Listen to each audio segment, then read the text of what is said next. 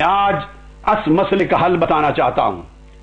میری درخواست ہے کہ سیاسی کارکنان، میڈیا کے ارکان اور اہل فکر و نظر اور عوام میری گزارشات کو غور سے سنیں، اختلاف کریں یا اتفاق، مگر سنیں، اس پر بحث و تمیز کریں، اس پر ڈائیلاگ کریں، اس پر ٹی وی چینلز پہ اور اخبارات میں ڈیبیٹ کریں قوم کے سامنے، تاکہ سوچ کا اور اپروچ کا ایک نیا افق بھی آ سکے، ایک نیا دروازہ بھی کھول سکے کہ کہیں اس نظام سے نکل کر ہم ایک سٹاپ لیں، ایک بریک کریں، just for restoration of true democracy, just for restoration of true democracy, just for restoration of true democracy, تاکہ ٹریک سے اتری ہوئی گاڑی کو پھر صحیح چلایا جا سکے۔ اس طریقے سے اس پر غور کریں۔ وجہ یہ ہے کہ 60 سال گزرنے کے بعد بھی ہمارا معاشرہ آج تک نہ جمہوری بن سکا، نہ اسلامی بن سکا، اور اب تو انسانی بھی نہیں رہا۔ میں پھر کہہ رہا ہوں، ہمارا معاشرہ آج قیام پاکستان کے 60 برس کے بعد نہ جمہوری ہے، نہ اسلامی ہے، اور خفا نہ ہوئیے گا، حقیقت یہ ہے کہ انسانی معاشرے سے بھی ہم دور جا چکے ہیں۔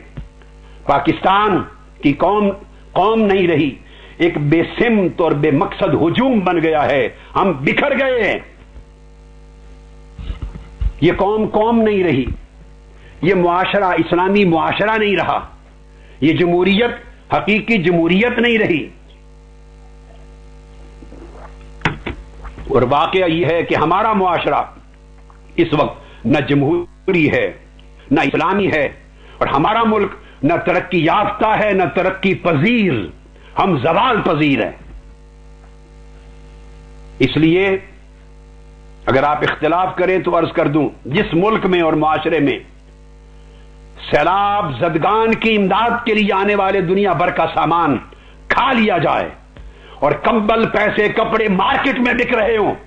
اور یہ 18 کروڑ عوام یہ سب کچھ سن کر خاموش تماشائی بن بیٹھی رہے، انہیں غیرت اس کے خلاف احتجاج کے لیے ملک سے باہر نہ لے جائے،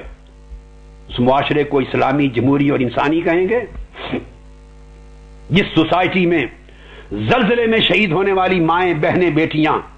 ان کی میتوں کے ہاتھوں سے زیور اتار لیے جائیں، قوم کو پتا چلے مگر وہ گھروں سے باہر احتجاج کے لیے نہ آئے، اس سوسائٹی کو اسلامی، جمہوری اور انسانی کہیں گے؟ جس معاشرے میں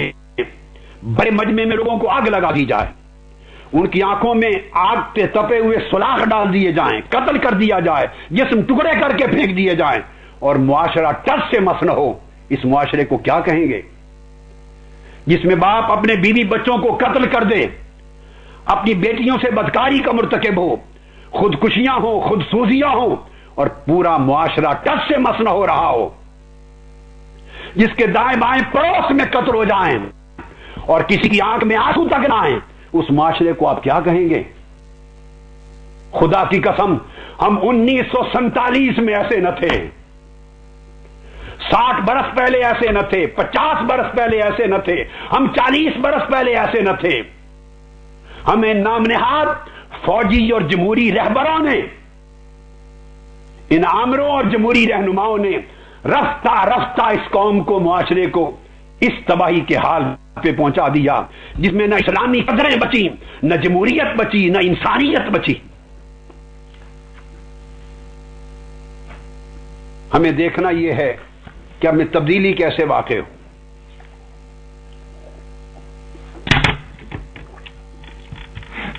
میں کل رات سن رہا تھا، کل ہی پاکستان کے ایک بڑے ٹی وی چینل پہ کوئی صاحب کوئی اور جلسوں کا ذکر کرتے ہوئے جو آج ہو رہے ہیں مختلف جگہوں پر، اس میں ہمارا بھی ذکر کر دیا